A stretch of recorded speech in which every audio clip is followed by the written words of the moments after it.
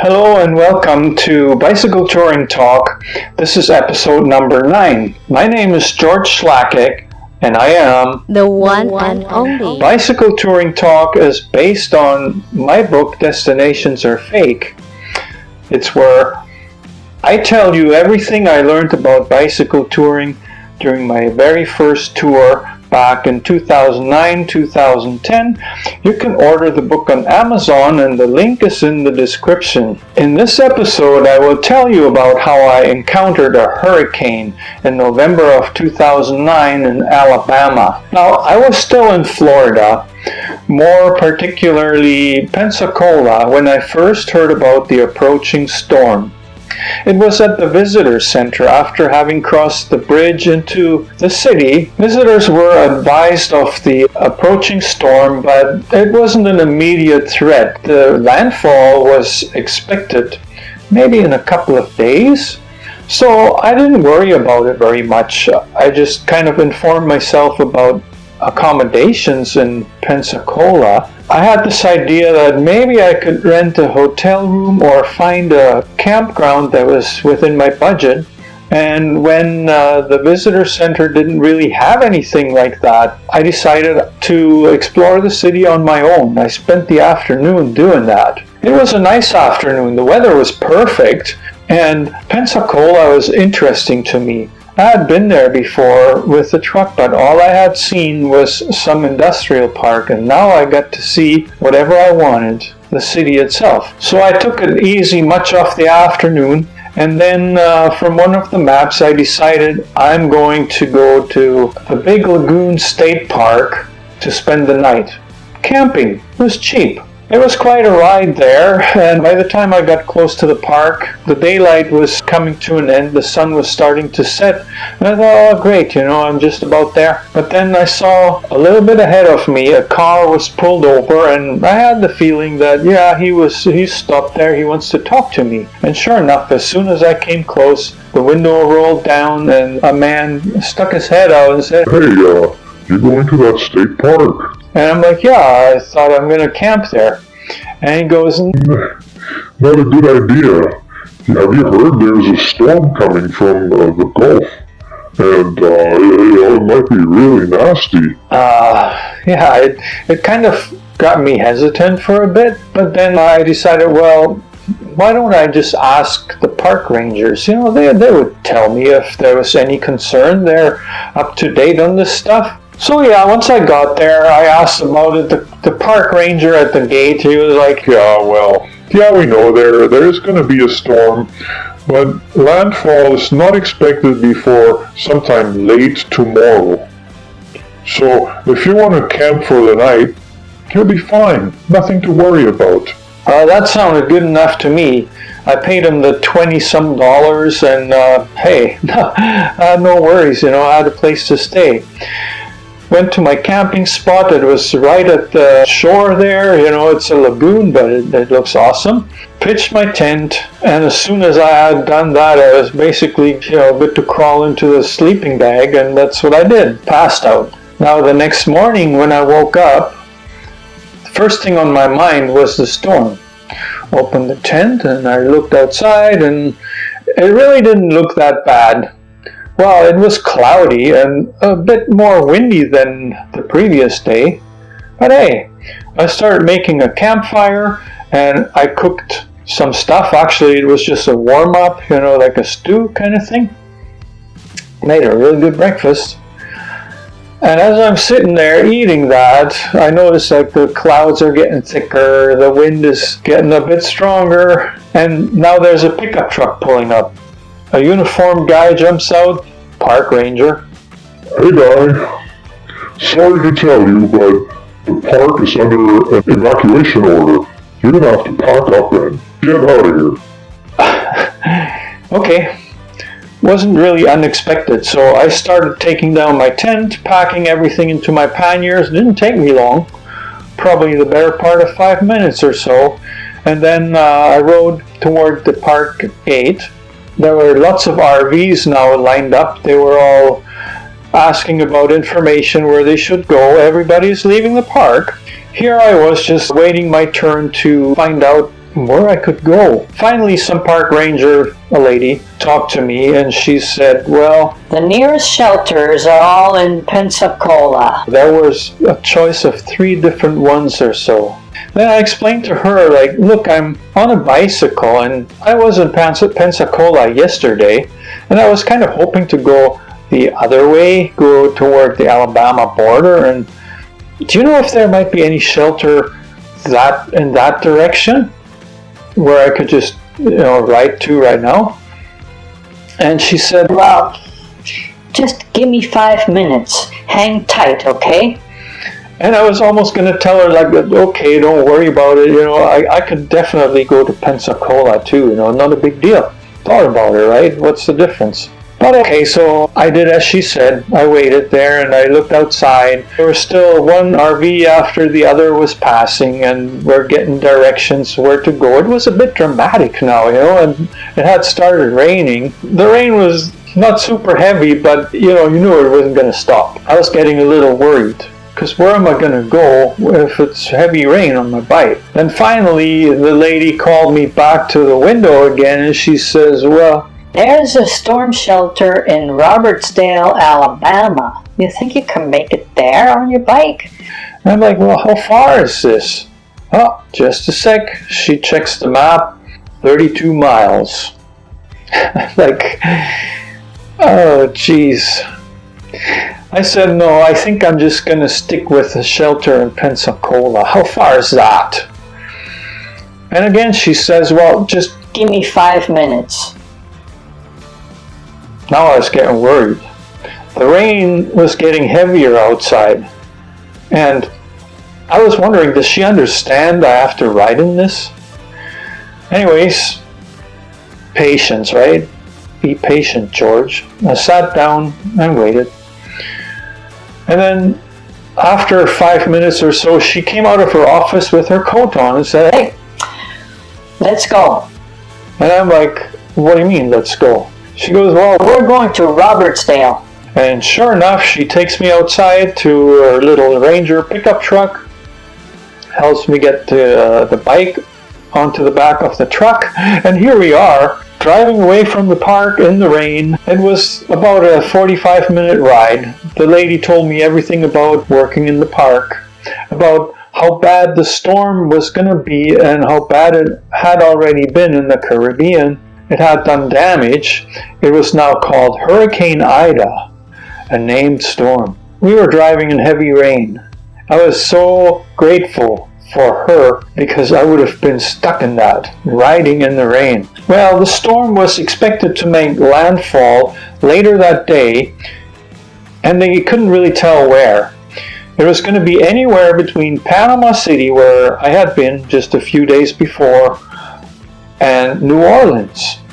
So I was right in the middle of that now, or somewhere in there. We eventually got to Robertsdale, and it turned out the storm shelter was an high school gym. So this lady, I'll call her Colleen, she dropped me off there, helped me get the bike off the truck, and she said, oh, I gotta leave you here, I gotta go straight back to the park. And I'm like, hey, how can I thank you? Do you want a tip or something? Because this really helped me a huge deal. And she said, no, just, if you ever see somebody in need of help, return the karma, help them out. Awesome.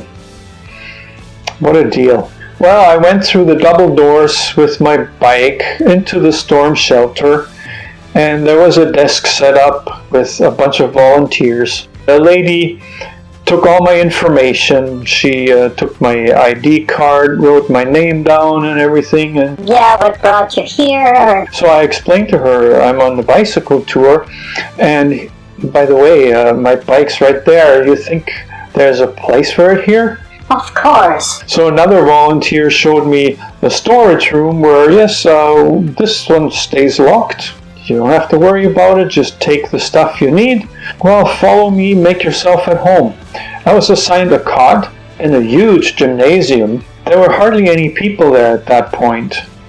I saw one couple that looked definitely like they were visitors, and the rest of them, they're all volunteers with their tags on, name tags on, and So I got talking to this couple. It turned out they were a couple from Toronto. They had been evacuated from the Gulf Shores State Park, which wasn't too far from there, because of the same issue, hurricane. It turned out they were also avid cyclists, and they had been exploring parts of Alabama on their bicycles while their camper is in the state park and that. So we had a lot of stuff to talk about. It was actually really interesting. Later on, lunch was served free. Hot dogs, coleslaw, cookies for dessert, drinks, fruit. It was awesome. Everything free. And bit by bit, more people started coming in. But the shelter wasn't really packed. In the afternoon, a news crew came in, and it really felt like it was the evening because there was no daylight coming in, even where there was windows. When you looked outside, all you could see that there was heavy rain outside. The wind, I don't know, couldn't tell you. It didn't seem so bad. But because I was the odd guy out, the guy from Canada who had gotten stuck on his bike tour in a hurricane, totally unexpected, I was a prime target for interviews. Believe it or not, innocent little me made the evening news that night. The rest of the night went by really fast because there was entertainment, we had stuff to talk about, and it was a good time. It was actually better than staying in a hotel by myself, and it was free. But all good things come to an end, right? So the next morning, the brunt of the storm had passed, and after a pretty good breakfast, we were told, well, the shelter is now being shut down, and everybody was asked, well, what are your plans? You have a place to go? And of course, everybody did except me. And I explained to them that my idea was to go west. The best way to do that was to take a ferry across the Mobile Bay. Now it turned out that the ferry wasn't going to be operational for at least a couple of days or so. The winds were far too strong and the sea was choppy. So then Harry, the guy I had met the previous day, the couple from Toronto, he said, well, we've got a really nice campsite at the Gulf Shores State Park. Why don't you come with us? There's a spot for your tent. You don't have to pay anything. And, well, when you said that, it was good enough for me. I said, yeah, sure. So we loaded the bike into the camper, and here I was riding along in somebody's camper. When we got to the state park, it turned out it was a really nice one. There was a really nice beach with natural dunes. There was an interpretation center that we visited together. Later on that day, we took out the bikes, went for a ride in the immediate surrounding there. About a 10 or 15 kilometer ride, I think. Once it got dark, the winds were kind of strong and my poor little tent looked like it was going to collapse. So this couple said, well, we've got an extra bed in the camper. Do you want it? And at that point, I was like looking at my tent and I was like, yeah, okay. Actually, they invited me for supper. We played Scrabble, had some wine. It was really nice. They had a lot of stuff to talk about. They had done a lot of traveling themselves, so it was interesting for me too. The next day, I decided I'm going to find out when this ferry might be operational again. The weather was really nice now. There was wind, but it wasn't constant. So later in the afternoon, I rode my bike to the library, went on the computer, and I found out that this ferry was going to pick up operations the next morning. I was finally going to be able to continue, and I was kind of excited too to go on a ferry to see more of Alabama, the Mobile Bay. There was a place called Dauphin Island where this ferry was going to take me, and the only connection between there and the mainland was a huge high-rise bridge. I was in a good mood after leaving the library, and I thought, well, I got to return the favor. These people, they fed me good supper, they had all this nice wine and all that, so I went to a store and picked up a 6-pack of beer. How do I carry this? Well, I've got a rack on the bike, right? Bungee cord. Just tie it on there. Those aluminum cans, they are really thin. And what happened is the hook from the bungee poked a hole into one of the cans. I smelled beer. And as soon as I did, I thought, well, I can't let this go to waste. So, drank it as fast as I could, the whole can. I wasn't too worried because the state park wasn't really far. And most of my way was on a trail with no traffic. So yeah, I was a bit tipsy after this. But, you know, not a big deal. But I was out of it enough to tie on the six-pack onto the rack once again with the same bungee cord, and I made the same mistake again. So there was now another can of beer that was leaking, and boy, what's a guy to do, right? So by the time I finally got back to the campsite, it was almost getting dark, and my hosts there, they were already in the process of eating supper, and here I was like, hey, I got some beer for us. And I probably smelled like a brewery. I don't know if I slurred my speech. Couldn't have been that bad. But they raised their eyebrows like, George, what the hell is going on? and I think in their mind they were questioning, like, what kind of guy did we take in? Anyways, I explained it to them. They had a good laugh. It was all good. I spent another night in their camper. And the next morning, finally, I was ready to get back on my bike. Now, did you notice that I did not enter Alabama on my bicycle? And I did not tell you anything about cycling in this whole video. The hurricane totally disrupted my bicycle tour. It was an adventure in itself that I will never forget. And those things, they happen all the time when you're on a bike tour. It may not be anything so spectacular that actually gets you on the evening news, but you will remember these things for the rest of your life. Now, in the next episode, I will tell you how the journey goes on, how I got to Mississippi and what Mississippi was like for a cycling tourist like myself. You don't want to miss that, do you? Well, so let's help each other out. Your job is to hit the like button right now and subscribe to my channel so you definitely won't miss it. And my job is to make a fantastic video for you that you'll see next week right here. And I'll see you then. But hey, don't click off yet. I have more videos and you can see them on the screen right now. And thanks for watching.